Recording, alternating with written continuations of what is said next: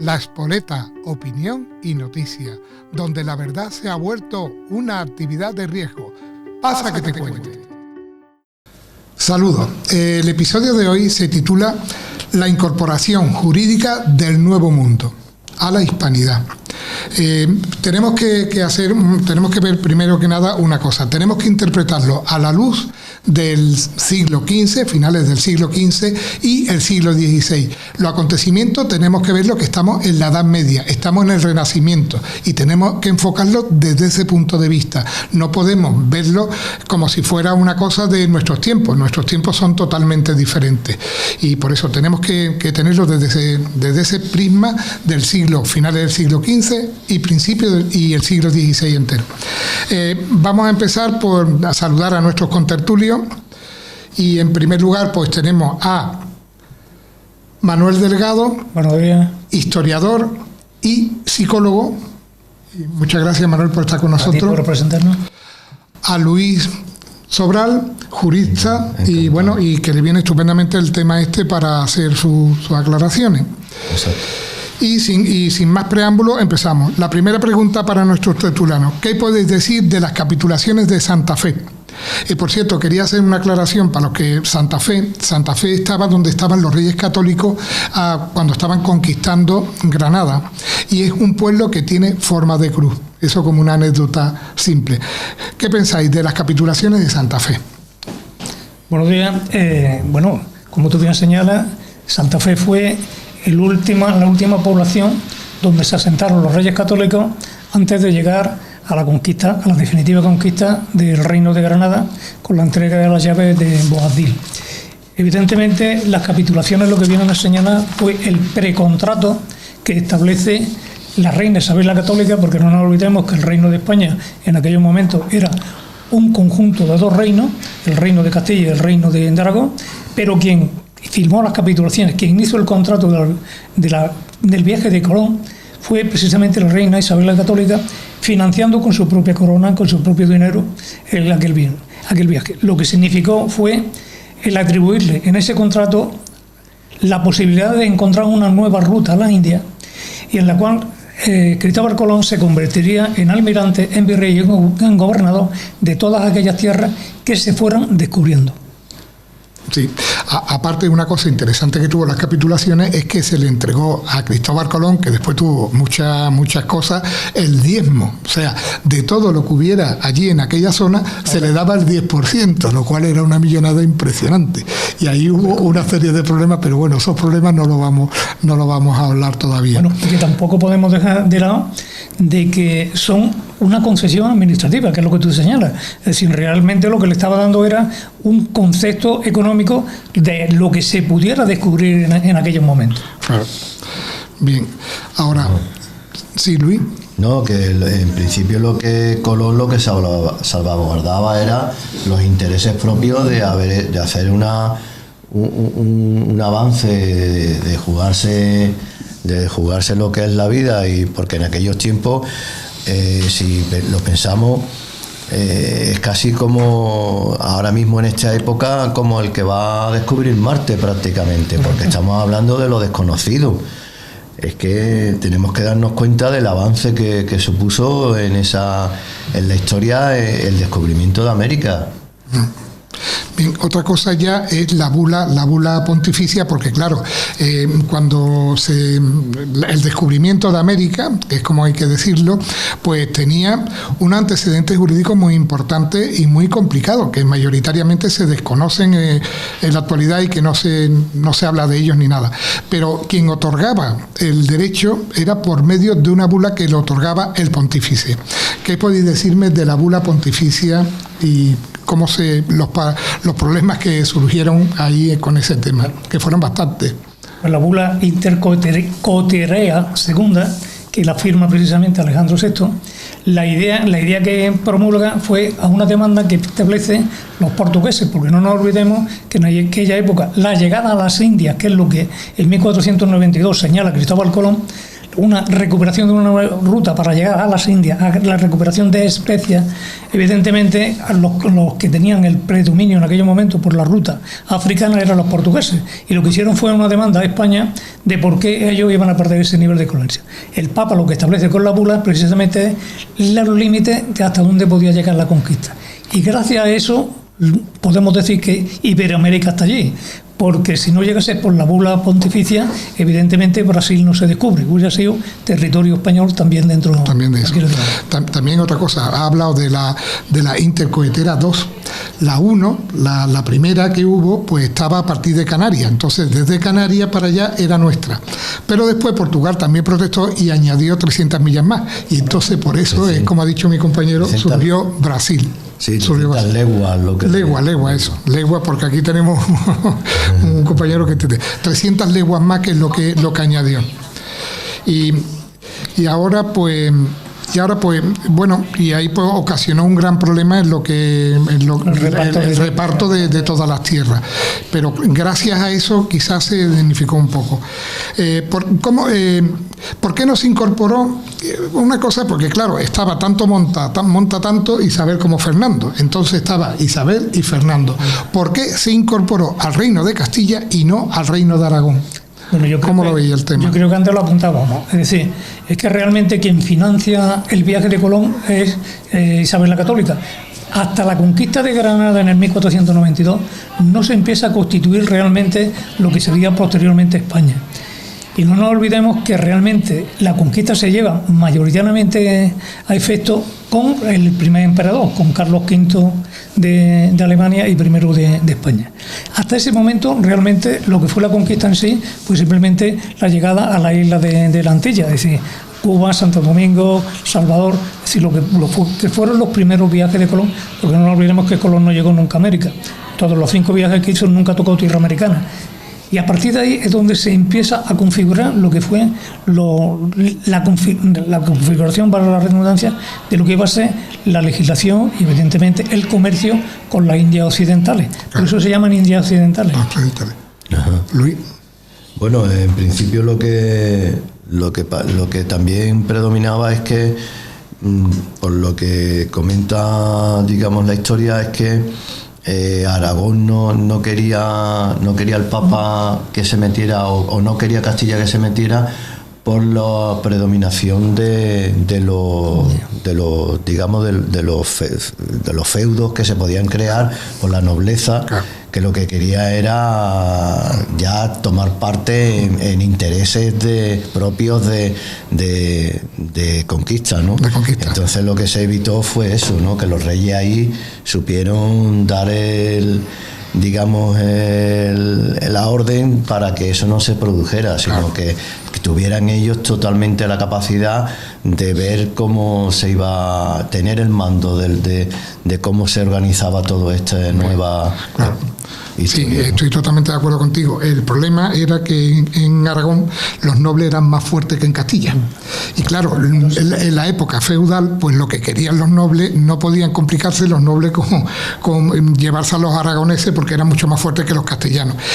Y por eso el rey, y aparte el tema de que el Papa Alejandro VI fuera español y castellano, pues beneficiaba al reino de Castilla con relación a Portugal, y eso, claro, pues eso también influyó bastante en que Fernando no se metiera, aparte de que los suyos siempre han sido mucho más guerreros que los castellanos, y los castellanos pues estaban más sumisos con las partidas de Alfonso X el Sabio, estaban más sumisos, y con el Código de Justiniano, que era lo que el derecho medieval más, y además sobre todavía. Yo añadiría ahí también un detalle. No nos olvidemos que en aquellos momentos Aragón, Cataluña no existía, Aragón se dedica a conquista de lo que fue toda la península italiana. Ahí tenemos el reino de Nápoles, Sicilia, toda esa zona era influjo de Aragón. Entonces, lógicamente, el Papa lo que quiso delimitar fue precisamente que no aumentara el potencial económico y lógicamente militar de la corona de Aragón, por lo que antes señalaba, es decir, todavía no estaba constituida como nación España, ¿no? Claro. Bien, bueno, otra cosa que es importante, cuando ellos llegaron a América, Cristóbal Colón y Américo Vespucio, cuando llegaron a América, ¿qué pensaban de los indios?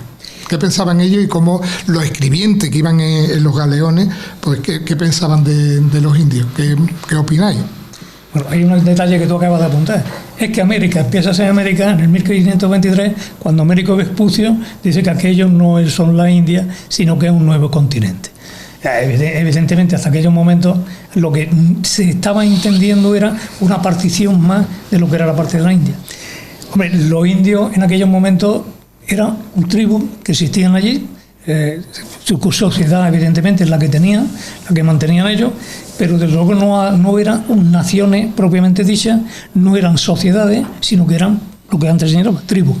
Y la idea que se tenían de los indios simple y llanamente era, pues eso, gente que estaba allí. Es más, yo veo anecdóticamente, el nombre de indio viene de indios. Es decir, porque cuando Colón empieza a definir, en Santiago de Cuba, empieza a definir lo que eran indígenas, se le ocurre que son criaturas en Dios. Y por ahí viene el término, la derivación del término de indio, no porque tuvieran nada que ver con la India. En la visión que tú señalabas, evidentemente en aquellos momentos, pues, como personal que estaba, y ahora lo seguro que lo veremos, con el tema de las encomiendas, pues eran gente aneja a lo que iban a ser los reinos de conquista, es decir, tanto Castilla en este caso como pasaba con Portugal. Y yo creo que entraremos en detalle. No estaban considerados propiamente dicho como ciudadanos. Porque tenían un concepto, primero, que las primeras cartas, los escribanos que llevaban en los barcos, pues las primeras cartas de Colón es que los indios eran muy buenos. Claro, él llegó a la española. Claro, él no había llegado todavía a lo que era lo que actualmente el virreinato de México. Él no había llegado. Ellos vieron como el recuerdo de lo que era por cómo iban, era como un recuerdo, una digamos, un buen recuerdo de cómo era Adán y Eva en su momento, ¿no? Entonces eso en un principio fue así como lo pensó Colón, después fue cambiando a lo largo de la historia, ¿no? Claro, los dos primeros viajes de Colón, los indios eran estupendos. Al cuarto viaje, los indios son unos salvajes que se comen a la gente y todas esas cosas. Y ya empezaron a hablar mal del tema de los indios, que bueno, que es la realidad de lo que hay. Que podía ampliar alguna cosa, queréis decir algo más de los hombres. Indudablemente ahí lo que tú apuntas. Es decir, no nos olvidemos, como tú señalabas en la introducción, de que estamos valorando el tránsito de la Edad Media a la Edad Moderna. Es decir, estamos pasando de una economía que era feudal, donde los siervos estaban unidos completamente a la tierra, no eran libres, sino que aquel que nacía en una propiedad era propietario, era el duque, el conde o el terrateniente que en aquellos momentos gobernara. La definición correcta que se puede establecer de lo que era, precisamente lo vamos a ver, el origen de las encomiendas es precisamente ese. Es decir, nacen como una derivación de aquellos tratados que ya existían dentro de la Edad Media como forma de control de la población y del espacio de la tierra. La conquista de México precisamente va a significar un antes y un después en toda esta situación. Y el concepto de indígena, el concepto de indio, que se va a establecer precisamente posteriormente, tiene dos raigumbres. Una, evidentemente, fueron básicamente los sacerdotes, sobre todo dominicos y franciscanos, los que realmente participaron en la conquista. Y estos van a definir dos corrientes totalmente diferenciadas de lo que es el concepto del indígena con respecto a lo que fue América en sí. Si quieres entramos en profundidad ahora. Sí, bueno, ellos, los dos dominicos se basaron en los conceptos de Aristóteles, que lo tenía en la política en el libro 1. Lo tenía en el libro 1 al final, pues Aristóteles habla de lo que son naturales y los que no, en fin, y los esclavos, que es lo que decía Aristóteles. Bien, ahora vamos ya a centrar un poquito, o Luis, ¿tú quieres comentar algo referente a los indios? No, solamente que lo que comenté antes de esa visión que tuvo Colón con al principio esa liberación, esa libertad que tenía, y después ya vio que era se vio que cambió de opinión y lo vio todo contrario, ¿no? Y un matiz que yo ahondaría en lo que está diciendo Luis, es que no nos olvidemos que quien reinaba en España era una mujer, Isabel la Católica, que se puede hablar mucho de ella, pero que lo tenía bien puesto. Y esta mujer podía tolerar muchas cosas, pero no toleraba la vida fuera de lo que era el matrimonio. ¿Qué ocurre? Que ella insta directamente a Colón y por secundariamente a todos aquellos que fueron a participar en lo que fue el conocimiento y la conquista de América, a que se casaran con los indígenas y formaran monogamia, es decir, no toleraba infidelidad, no toleraba nada. Si el régimen católico no le llamaran a Isabel la Católica por una casualidad, es que era una católica apostólica y muchísimo más romana que después muerto su propio hijo, ¿no? Su nieto. Bien, ahora el tema, pues, claro, nosotros pensáis que llegaron allí porque sí, no llegaron allí porque sí. Tenemos que hablar de los justos títulos. Los justos títulos para tener la concesión y el dominio de aquellas tierras fueron muy complicados. Y la verdad tuvieron la Universidad de Salamanca, los teólogos, los filósofos, tuvieron mucha letra, incluso Carlos I o Carlos V como emperador con Salamanca tuvo los problemas, incluso tuvo que emplear una ley del fango, como haría nuestro presidente Sánchez, y creó una ley del fango prohibiendo lo que estaban hablando, pues Sepúlveda y las casas, y quitando todos los apuntes de lo que habían hecho ahí. Pero bueno, vamos a hablar sobre los 3 tipos de problemas principales que surgieron con los justos títulos. Bueno, no nos olvidemos que los justos títulos lo que vienen es a intentar normalizar una legislación que hasta aquellos momentos no existía. Y yo voy a hacer un matiz aquí. Lo que significó las leyes en América fue la primera globalización del mundo. ¿Por qué? Porque hasta aquellos momentos en el mundo no existían sino cada uno con sus propias partidas, con sus propias leyes y con sus propias identidades particulares. Lo que hace precisamente a partir de Carlos V, con toda esta controversia que vamos a hablar del tema de los justos títulos, fue unificar una doctrina legal y a partir de ahí construir todo lo que fue posteriormente, lo que fueron los cuerpos jurídicos de las diferentes naciones que surgirían de más. Los justos títulos vienen a surgir como resulta de la controversia que se produce precisamente entre las casas y Sepúlveda. ¿Por qué? Porque uno defendía la anulación de las encomiendas, que eran de las casas, y el otro, Sepúlveda, lo que entendía era que no había que eliminarlas, sino simplemente asumir que el indio también tuviera una participación dentro de lo que era la vida de la sociedad. Bueno. No nos olvidemos que el pretexto básico de la conquista, evidentemente, fue la captación de esas tierras que se entendían que no estaban sujetas a ningún tipo de sociedad. Podemos hablar de la cultura que hubiera 1000 años antes, pero que indudablemente no se adaptaba precisamente a los criterios de orbe mundial que se tenían por el Renacimiento ya en Europa, ¿no? Claro, primero tendríamos que hablar de los medios de adquisición, después de los medios de forma de integración, en donde tenemos ahí una fórmula que ya viene dentro de una ley, que es el requerimiento. O sea, el requerimiento que había unas cuantas leyes. Bueno, pues el dominico Antonio Montesino, en diciembre de 1511, fue el primero que alzó la voz denunciando el maltrato de los colonos o encomendadores dados a los indios. O sea, que ya desde 1511 ya empezaron las voces a decir que había que tratarlo como después evidentemente se trató. Como persona, como después no había otra fórmula, y fue lo que se hizo desde el momento 1. Y luchando contra los encomenderos, que evidentemente pues eran los que no hacían las cosas como tenían que hacerlas. Bueno, que ahora vamos a hablar un poquito sobre ya la polémica. Están los 3 tipos de títulos de justos títulos que había. Y ahora tenemos la polémica que hubo entre Juan Ginés de Sepúlveda y Bartolomé de las Casas, que fue una polémica muy importante y de las que nuestros enemigos sacaron mucho partido inmotivadamente, porque un opúsculo de libro que lo tenemos ahí delante, lo podréis ver, está delante de Manuel, está ahí, lo saca Manuel ahí para que lo veáis un poquito si no lo estáis viendo. Y entonces pues ellos, pues ese libro lo tradujeron de una manera para intentar hacernos daño, y nos hizo mucho daño a lo que es la color. Fue un sistema de marketing impresionante que utilizando, pero Bartolomé de las Casas hizo una gran cosa por España y precisamente por toda la hispanidad. No solo el libro fue utilizado de manera despótica por nuestros enemigos y ya está. ¿Qué piensan, Manuel o Luis? Hombre, lo que este dominico lo que intentó fue de dar por sentado de que los indios tenían que tener su propia independencia, aunque en general hubiera un imperio total que fuera dominado por los reyes de Castilla, ¿no?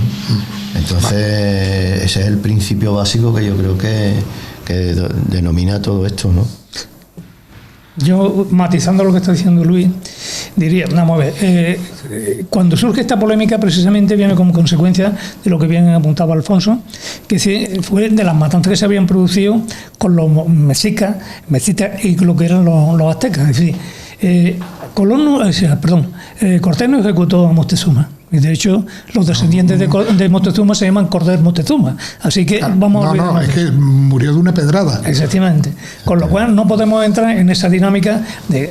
No, lo que sí que es verdad que hay que entender que dentro de esos encomenderos hubo de todo, como en todos los sitios, en todas las guerras, en todas las conquistas que se han producido en el mundo, ¿no?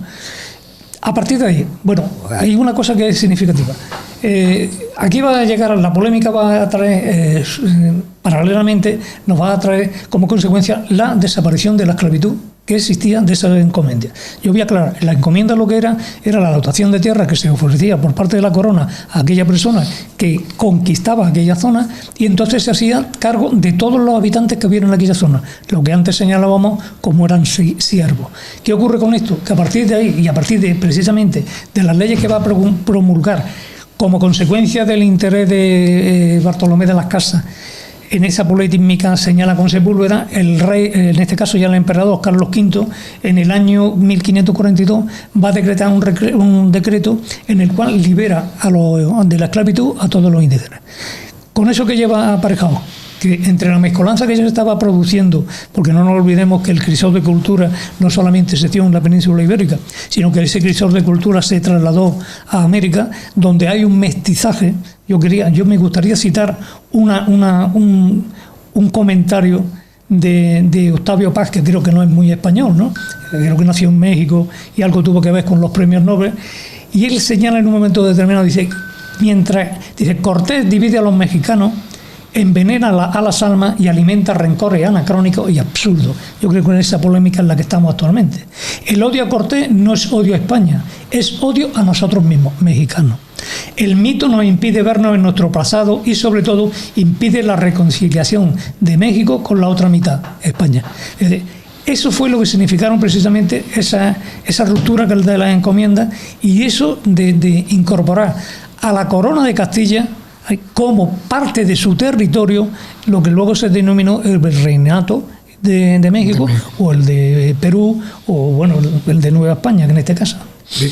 Bueno, y otra cosa que hay sobre la batalla que hubo en Cholula, que fue muy importante y que fue y ha generado muchos ríos de tinta, el decir que Cortés la ganó porque su mujer, que era india, su mujer le dijo que lo iban a atacar y entonces estaba previsto. Ya de entrada Cortés, lo que ha dicho mi compañero, lo que ha dicho Manuel, se había casado legalmente con ella, tal como exigía la reina Isabel II. O sea, que era un matrimonio con todo lo de la ley. Bueno, y tenemos Garcilaso de la Vega también, tenemos muchísimas personas que el mestizaje estaba garantizado sí o sí. Tuvo un hijo con Malinche, que fue Martín Cortés, o sea que no eso. Y además los apellidos de Cortés son de una curiosidad que es impresionante, porque muchas veces cuando hablamos de que conocemos a los personajes, yo creo que no los conocemos.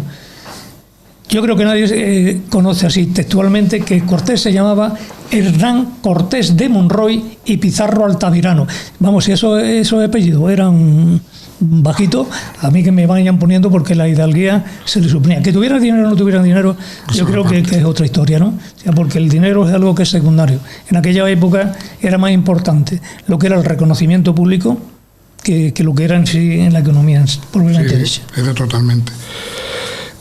Bueno, ya después, en 1561 se publican las cartas de Tesauri en Perú.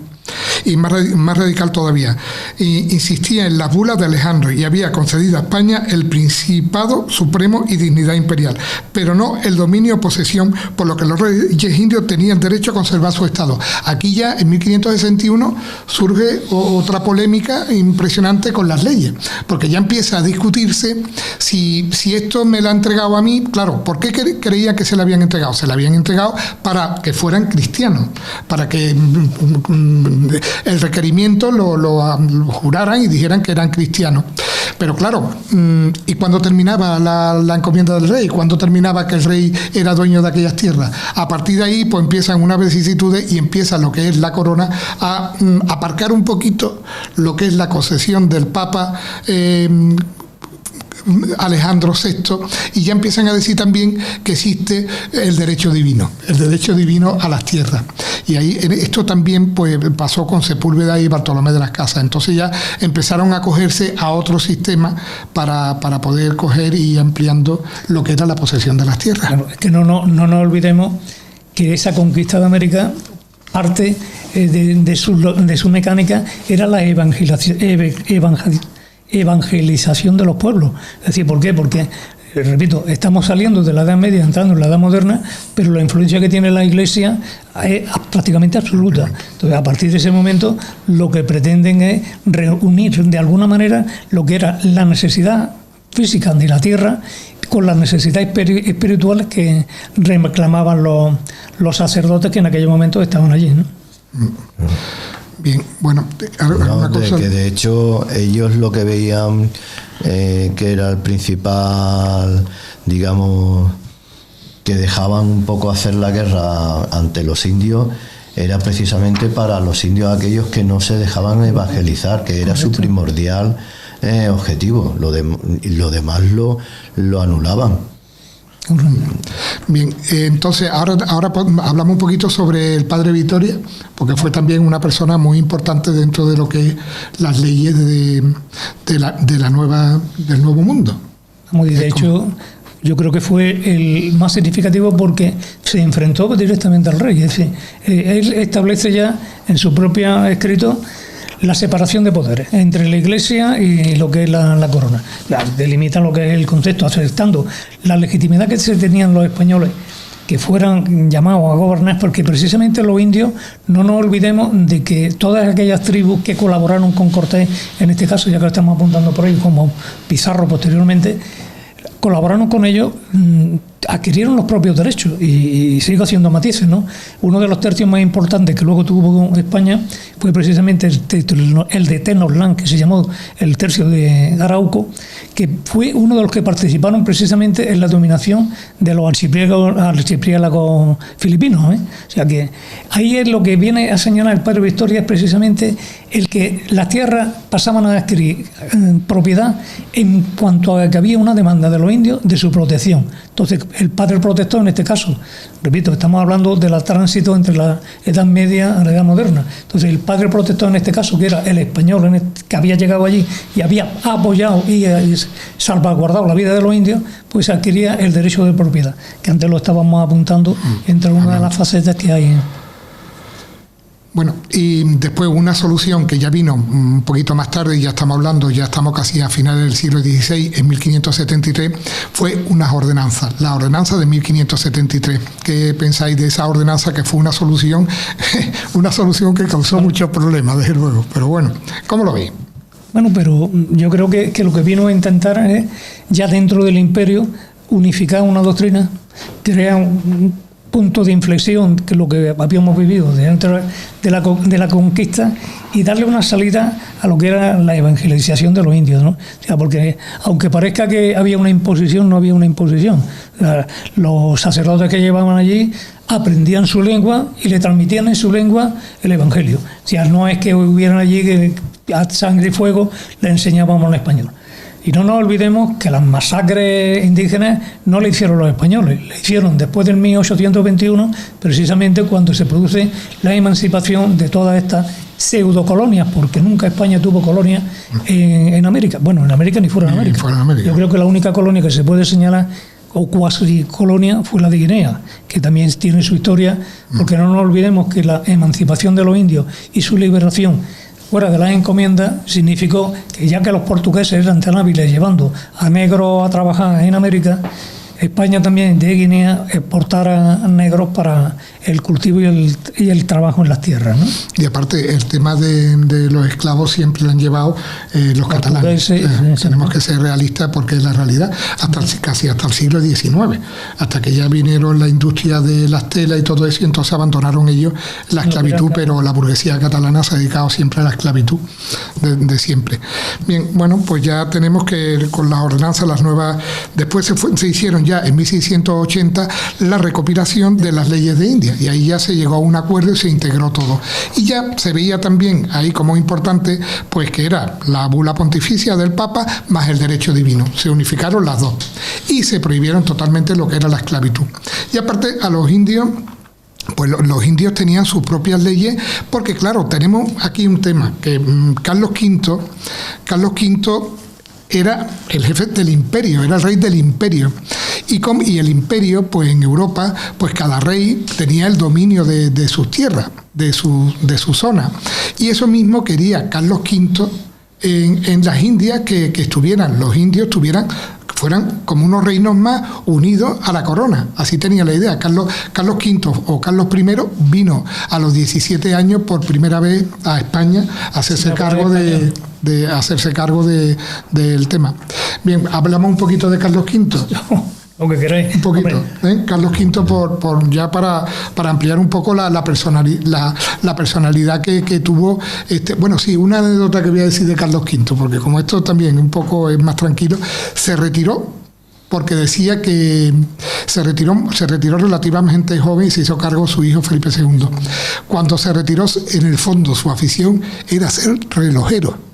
Y lo que hacía en el monasterio de Yuste, que fue donde se fue construir relojes. O sea, pasó la vida suya, era constructor de relojes. Y también con Tiziano, un pintor que era un pintor, bueno, de una calidad fuera de serie, pues una vez se agachó a cogerle un pincel. Y dice, bueno, ¿cómo majestad? ¿Cómo usted me va a coger el pincel? Porque era muy humilde en el fondo, era muy humilde, una persona normal. Dice, hombre, yo puedo nombrar duque, marquese, encomendero, puedo nombrar de todo, pero no puedo tener un Tiziano, nada más que hay uno, que eres tú. Y le daba el pincel a Tiziano. De ahí los cuadros tan bonitos que están en el Museo del Prado sobre Carlos V.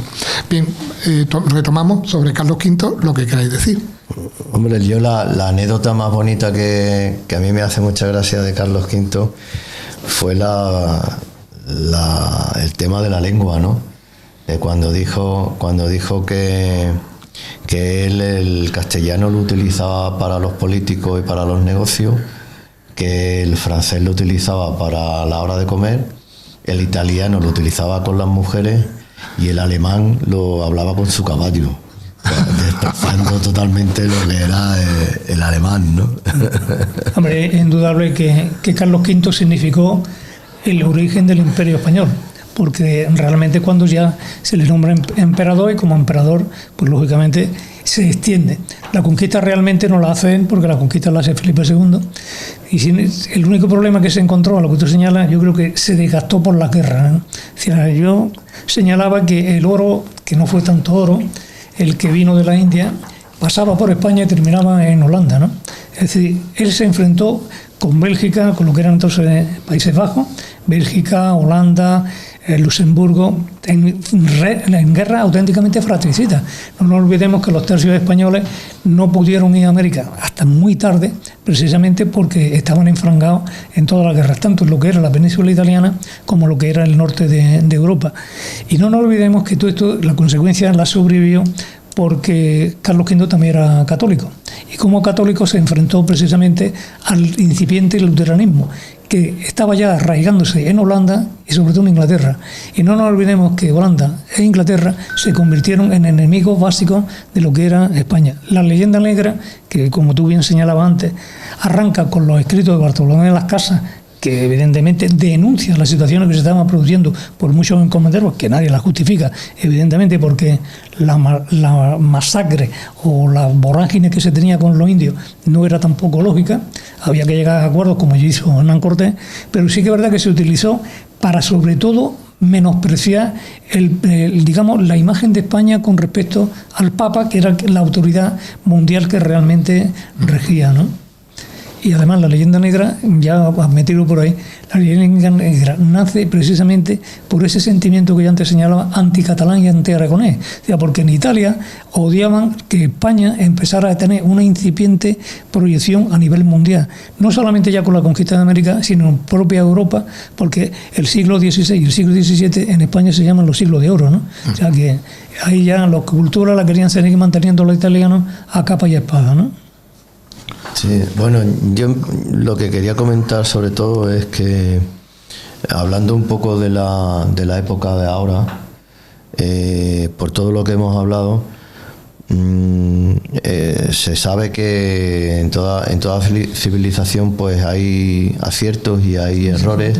Correcto. Y eso son cosas que desgraciadamente somos de carácter humano, igual que había generales o comandantes o como lo quisiéramos llamar, que llegaban a América y capitanes, y después había gente con esos capitanes que sí iban con otra visión de ambiciones y de soberbia a lo mejor, y que podía haber habido a lo largo de la historia algunas, digamos, actuaciones que no pudieran ser lo más dignas que podamos presumir como españoles, pero bueno, tenemos que concretar que somos humanos, ¿no? Y que aunque un descubrimiento tan grande como fue el descubrimiento de América, pues se pudo dar de todo, ¿no? Entonces a mí lo que me lastima y lo que me da es lo que estamos viendo hoy en día, por ejemplo, con lo que está pasando en México y todo esto, y es que estas personas que no tienen ningún nivel de historia ni de nada, y que están comentando cosas y que están diciendo tonterías sobre pedir perdón y sobre pedir tal, a mí me crea la visión de que hubiera sido, por ejemplo, si hubieran sido los ingleses los que hubieran descubierto América, ¿no? ¿Qué es lo que hubiera pasado ahí? Como esa matanza que hicieron, por ejemplo, en África con los zulú, que murieron en un enfrentamiento nada más y nada menos que 1 millón de zulú, y ellos fueron porque lo destrozaron al ejército zulú a balazos, ¿no? Yo creo que es que y a los indígenas de Australia, cuando a pie de caballo los tiraron por un acantilado a una tribu, a un montón de gente. Entonces ahora que me vengan estos señores de México a contar películas, cuando siempre, si se hubiera hecho de otra manera, lo que se trata es de desunir, de provocar maleza y provocar vergüenzas y provocar historias, que es lo que siempre estamos comentando. Por desgracia, aquí estamos, digamos, informando de toda esta asquerosidad que meten estas personas de que pasa en España y pasa fuera de España, con el populismo y con toda esta mierda de la izquierda más reaccionaria que estamos viendo en televisión y en todos los medios de comunicación, ¿no? Porque a mí me da mucha pena de que estas personas, en vez de unir un pueblo que somos hermanos, traten solamente de destrozar la unión que hay, nada más que por hacer daño, ¿no? Sí. Bueno, yo creo que ahí, siguiendo el hilo que apuntaba Luis, yo creo que son populistas, es decir, porque yo escuchaba a la señora Sheinbaum, no tengo nada contra ella, ni voy a entrar en descalificaciones, pero que la presidenta de un gobierno inicie sus discursos diciendo que va a reparar los baches de las carreteras de su país, me parece lamentable. Yo creo que un presidente de una nación no está para decir qué baches hay que reparar, está para mucha más política exterior e interior, ¿no? Pero sin entrar, repito en ello, yo creo que mucha de esta gente, como tú bien señalas, debería de leerse a alguno de sus escritores también, ¿no? Porque yo puedo citar aquí a uno de los que yo he leído. Se llama Juan Miguel Zunzunegui. Juan Miguel Zunzunegui es uno de los primeros que dicen que tiene que pedir perdón a España cuando realmente ellos existen, porque llegaron los españoles. O sea, si Cortés no llega allí, no existe México. Pero es que también tenemos aquí escritores hispanistas como Alberto Gil Ibáñez, que redundan en lo mismo, ¿no? O Marcelo Gullo Amoedo, que desde luego tiene un libro específico que dice nada porque es lo que pedir perdón. Y estamos hablando de gente que son hispanoamericanos, o sea, que no han nacido en España. Y además gente que no puede decir que sean de una ideología. No. Son gente, no voy a decir de izquierda, pero desde luego no son de derecha. ¿Con eso qué quiero decir? Hombre, que venía a esta altura a intentar socavar, en vez de restituir, como bien decía Luis, lo que es la leyenda negra española, que ha sido fomentada precisamente por Inglaterra, por Francia, por Holanda, porque fueron los que realmente criminalizaron sus propias colonias, porque vamos, ahora queda muy bonito eso de la integración en todos los medios, pero no nos olvidemos que efectivamente en África aquello fue una masacre y una destrucción del pueblo, aparte de la esclavitud, por los propios intereses económicos que estas mismas naciones tienen. Y yo señalaría que el mejor defensor que hay ahora mismo en América de la hispanidad se llama Alfonso Borrego, que si yo no recuerdo más es el bisnieto de Jerónimo. Creo que Jerónimo no tiene mucho que presumir de que fuera español, ni mucho de la conquista, porque ahí está, ¿no? Entonces, una persona que viene a reivindicar la memoria de España, de lo que fue realmente la hispanidad, de lo que se construyó allí, yo creo que hay que tener un poquito más de cultura y de lectura de los propios, no digo ya de los de aquí, y salir de esas mentes débiles que se están dejando llevar por un mensaje que lo único que los conlleva es a un enfrentamiento con dos naciones que hemos sido tradición de toda la vida. Y algo más, que yo creo que lo hemos apuntado aquí, o creo que Luis o tú lo has apuntado hoy. En el año 1836, la reina Isabel II firma un tratado de concordia con México, en el cual se reconoce, y los dos países, no solamente España, sino los dos, asumen lo que fue la conquista, y se reconocen como naciones independientes. Así que a esta altura, es decir, 300 años o 200 y pico años después, 200 años después, vengan populistas, porque no son nada más que populistas, porque a mí eso del niños, niñas, niñas me sienta muy mal, porque creo que el idioma español que tenemos en común es mucho más importante y mucho más significativo que no las pamplinas que estamos escuchando por gente que sí que es verdad que son iletradas al 100%. Sí, desde luego está claro. Y aparte han surgido la leyenda negra contra la leyenda negra, escritores y eruditos hispanoamericanos. Porque aquí en España tenemos lo que tenemos. Aquí en España tenemos lo que tenemos. Y ya está, porque nunca ha habido tantos españoles en España como hay en España ahora mismo. Yo creo que a nosotros ya no nos hacen falta ni enemigos. No. Tener un enemigo íntimo no nos hace falta para nada. Ya los tenemos en el Parlamento. No hace falta otra cosa. Yo creo que somos la única nación capaz de destruirnos a nosotros mismos. Hemos sido capaces, no nos olvidemos, que el único imperio mundial que ha habido, o sea, que abarcaba toda la geografía del mundo, ha sido el español. No había otro imperio tan importante como ese.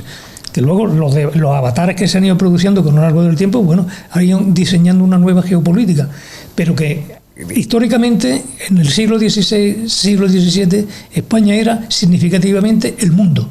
Y que ahora venga gente a destrozarnos a nosotros mismos, como este país, por los errores que evidentemente se han cometido, como antes señalaba muy bien Luis, ¿no? Es decir, atrocidades en todas las guerras existen. Antes señalaba los zulú y los hutus. Los hutus ya se cargaron a la población completa, mataron a más de 800.000 personas de la etnia contraria. ¿Por qué? Porque nadie, en este caso los belgas, se molestaron mucho en intentar defender los intereses de dos comunidades diferentes. Yo creo que los intereses económicos y políticos que han prevalecido en esa necesidad de conflicto que han tenido sobre todo los ingleses. Y además yo voy a reivindicar hoy se cumplen no sé cuántos años, ya pierdo la memoria en eso, de la defensa de Cartagena de India, que no está en España precisamente, ¿no? Por Blas de Lezo. Una batalla de un español con 200 barcos contra 2.000, creo que fueron unos 2.000 barcos ingleses, y le dieron una zurra que fue de no irse. Ahí no solamente participaron evidentemente los españoles, participaron muchos de esos tosaltecas que ya formaban parte de los tercios españoles, que fueron los que fundamentaron la conquista luego de muchísimas de las islas de la Polinesia, ¿eh? Pues sí, pues la verdad que bueno, Luis, ¿tú quieres comentar algo? No, el tema ese de que me siento tristeza por lo que está pasando, y que aquí claramente mi opinión y mi objetivo, lo que me gustaría que desde que lo he tenido uso de razón, que siempre he querido, no sé si porque por dentro me considero un español, digamos, que tradicional, es que siempre he pensado, mucho antes de que, porque a mí me cogió muy joven, y ya lo pensaba cuando entramos en la Unión Europea, yo por mi parte no tenía tanta ilusión en entrar en la Unión Europea, sino que mi ilusión siempre había sido, y se lo dije a muchas, y era un crío que no tenía tampoco experiencia política ni experiencia en muchos ámbitos, ¿no? Pero mi idea era que siempre teníamos que haber cogido, incluso hasta con los portugueses, de haber hecho una unión hispana como era lo que era el Imperio Español con Hispanoamérica, porque Hispanoamérica tiene recursos naturales y España tiene otros recursos que pueden servir para gestiones de todos esos recursos y ayudarnos unos a los otros y crear un gran imperio de lo que es volver a ello. Todo volver a lo que era esa situación, bueno, cuando el descubrimiento, incluso uniendo a Brasil y Portugal, porque creo que podía estar dentro de esa comunidad, ¿no? Bueno, sí, que tendría que estar todo lo que es toda la iberosfera, o sea, todos los que son Portugal y España. Bueno, ¿qué pensáis de que, hablando ya que había hablado de la iberosfera, que, por ejemplo, se haya perdido en Brasil, se haya quitado como lengua de estudio el español y se haya puesto el francés? ¿Qué pensáis? Y que, yo no sé, estos Cervantes, para acá, para allá, que los políticos españoles, yo no sé si están enterados, yo no sé qué es lo que hacen. Es que todo viene de esta tendencia de que estamos viviendo últimamente, de que ha predominado en Hispanoamérica lo que es la izquierda, y aquí está pasando lo mismo, y ganas de hacer el imbécil, porque no tiene otra opción, porque vamos a ver, si a mí yo tengo un hijo y me dice que qué idiomas quiero que hable, pues lo lógico es que le diga que quiero que hable primero el castellano y después el inglés, ¿no? ¿Por qué? Porque con esos dos idiomas yo creo que se puede mover por el mundo perfectamente. Bueno, pero ¿os imagináis que fuera Brasil, que fuera bilingüe y que fuera español y portugués? ¿Os imagináis lo grande que sería el imperio? Vamos a llamarla en un lenguaje anglosajón. ¿Cómo sería la Commonwealth de la hispanidad? Claro. En todos con igualdad, y que les corresponde tirar del carro tanto a Brasil como a México, no a España, porque ya no seríamos nosotros, ya serían ellos los que tienen que tirar del carro, y sin embargo no lo hacen, se rinden ante los anglosajones, como están de rodillas ahora mismo. Es que yo creo que lo estabais apuntando, lo ha apuntado Luis muy bien. Es decir, hay un problema básico, es decir, nosotros tiramos piedras contra nosotros mismos. Es decir, nos quitamos el español. Oiga, si es que eso resulta además una idiotez, por una sencilla razón. O sea, ya hay más habitantes en América del Norte, Estados Unidos, que están hablando español que inglés. ¿Por qué? Porque lógicamente los castellanos parlantes o hispanoparlantes están aumentando. Entonces, lo único que sirve el inglés, evidentemente, es una lengua técnica, que habría que preguntarle a Bill Gates cómo le compró los sistemas software o no sé cómo se llamaba, el que lo inventó, pero bueno, alguna historia habría que contar por ahí. Pero que indudablemente el predominio cada vez va siendo mayúsculo de la lengua española.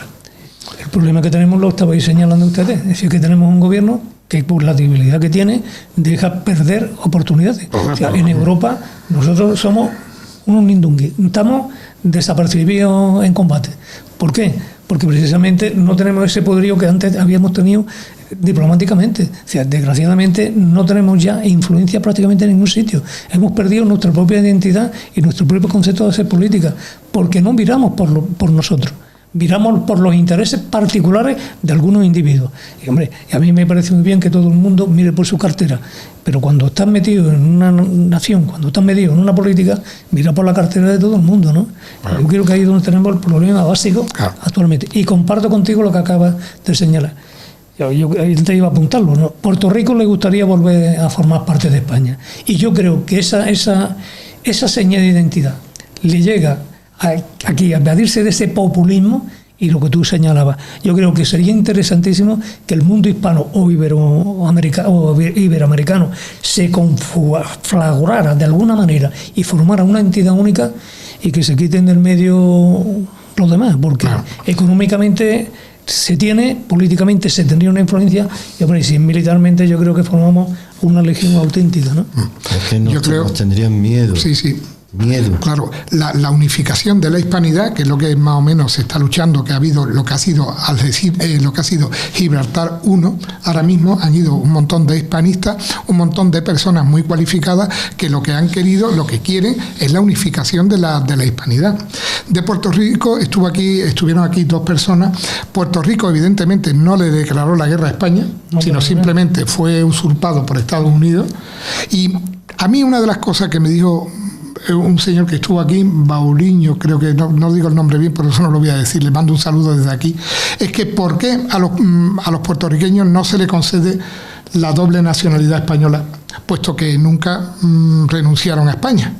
Y eso es una de las cosas que yo veo que no. Y después otra cosa, si aquí no hacen falta que vengan personas, ¿por qué no vienen personas de nuestra cultura, con nuestra religión y con nuestra lengua, y nos traemos personas de África que no saben lo que es un cuchillo y un tenedor, y aparte lo único que entienden son de machete, y van por la calle, en fin, haciendo sus necesidades íntimas en cualquier lado y haciendo una serie de barbaridades que no la vemos nosotros? Porque teniendo la riqueza que tiene España, si aquí hace falta personas, ¿por qué no nos las traemos y le ponemos tantas pegas a Hispanoamérica? Bueno, y además, ¿por qué le ponemos tantas pegas? Esa es la realidad, tantas pegas, para que puedan pedir la doble nacionalidad. Y además o la nacionalidad española. Actualmente hay precisamente un interés en que aquellos sefardíes que salieron de España se les va, bueno, con determinadas condiciones, se les va a ofrecer el que puedan integrarse como ciudadanos de doble nacionalidad. Totalmente de acuerdo. Que yo creo que es que lo que estamos perdiendo es nuestro concepto de lo que seríamos realmente, lo que tú apuntas.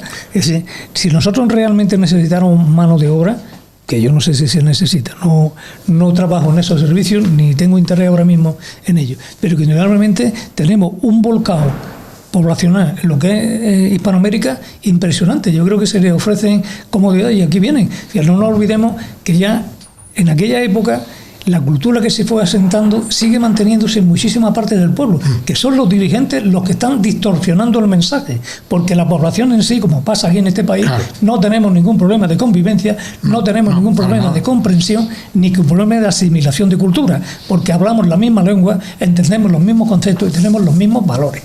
Cada uno con nuestra propia identidad personal, pero indudablemente nos movemos en ello. Yo creo que sería en absurdo, y lo que sobra realmente son a esos dirigentes que miran por su ombligo, enfrentando al pueblo, porque no tienen otro interés nada más que la destrucción de la propia sociedad que vivimos, no hay otra. Además, no habitamos un país, habitamos una lengua, porque es la que está aquí dentro, en la testa. Correcto. Bien, Luis, ¿alguna cosita? Bueno, que te das cuenta con ejemplos como, por ejemplo, Ferrovial, una de las mejores empresas de España, que se vaya a Holanda, cuando si hubiera una verdadera unión entre Hispanoamérica y España, imagínate, por poner un ejemplo, esa empresa, lo de puentes, lo de carreteras, lo de infraestructuras que tendría que hacer en Hispanoamérica, porque todavía hay muchísimo que hacer en Hispanoamérica para crear riqueza y para crear lo que es ciudades, civilización y demás. Hay muchísimo por hacer, y una empresa como Ferrovial, por ponerte un ejemplo, ¿cuánto trabajo tendría que hacer allí? Igual que miles de españoles de aquí de la península tendrían que irse allí a Sudamérica a trabajar con sus carreras, cada uno de su licenciatura, para hacer cosas allí, estudios y crear. Eso sería una riqueza impresionante para todos. Claro. Y otra cosa, que bueno, que a ver qué os parece a los tres, a vosotros dos, las universidades, pues unificarlas, las universidades, porque España creó universidades, hoy se cumple en México, por ejemplo, ya fíjate tú, en 1524 se creó. 23-24 se creó la primera universidad. O sea, que vamos a ver, es que allí, cosa que los anglosajones no crearon nada. Bueno, entonces mi pensamiento está muy claro y yo creo que el de los tres está muy claro, que es el que si no hace falta que vengan personas para trabajar en España porque cada vez nacen menos, pues que venga, y de España que vayamos allí, por supuesto, pues que venga aquí todo el que quiera y no ponerle tantas pegas como le está poniendo el gobierno español, porque aquí te viene uno de África en una patera, que yo no sé qué hace con las pateras, porque cómo se construyen tantas pateras, o yo creo que se la devuelven para que traigan más. No hay, yo es que no entiendo lo de las pateras. Hay millones de pateras construidas en las costas mauritanas. Pero, ¿qué sirve la patera? ¿Solo para un viaje o sirve para...? No, eso lo tienen allí, yo no sé por qué. Si miras por ejemplo, yo invito a que miréis por el Google Maps, o el Google, bueno, el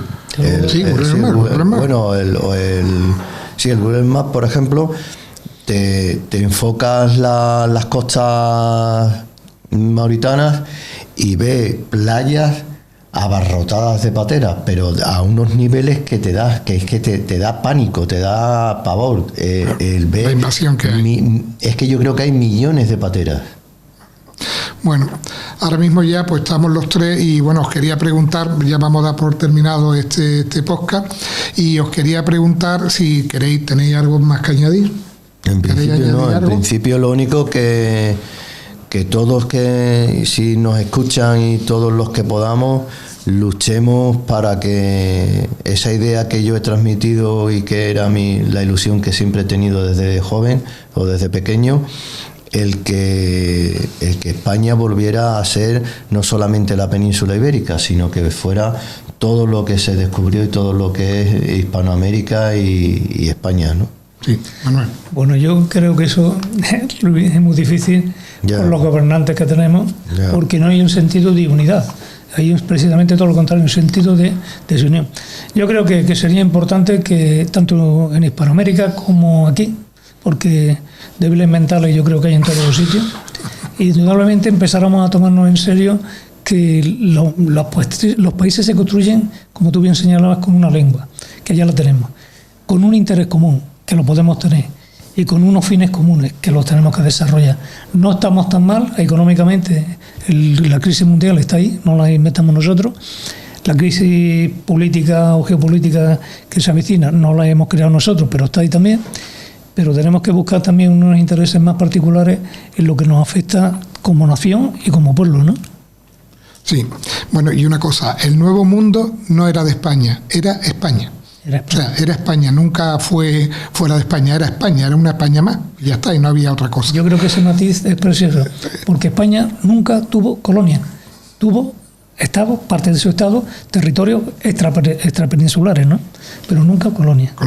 Bueno, y ahora mi agradecimiento a Manuel Delgado, psicólogo e historiador. Y quiero dejarlo ahí porque por los comentarios que hemos tenido en el otro podcast, que lo agradecemos muchísimo. Mi agradecimiento a Luis Sobral, jurista. Gracias. Y bueno, y quien os habla, pues soy criminólogo, porque para los que me escuchéis en podcast, que sepáis quién soy. Y sin nada más, pues despedirme de vosotros, daros las gracias, pediros que os suscribáis, que es una cosa que favorece que vaya creciendo este canal, que lo hacemos con mucha ilusión y sin ánimo de lucro, y lo damos para todo el que quiera escucharlo gratuitamente. Y nada más, muchas gracias y un saludo virtual a todos. Gracias.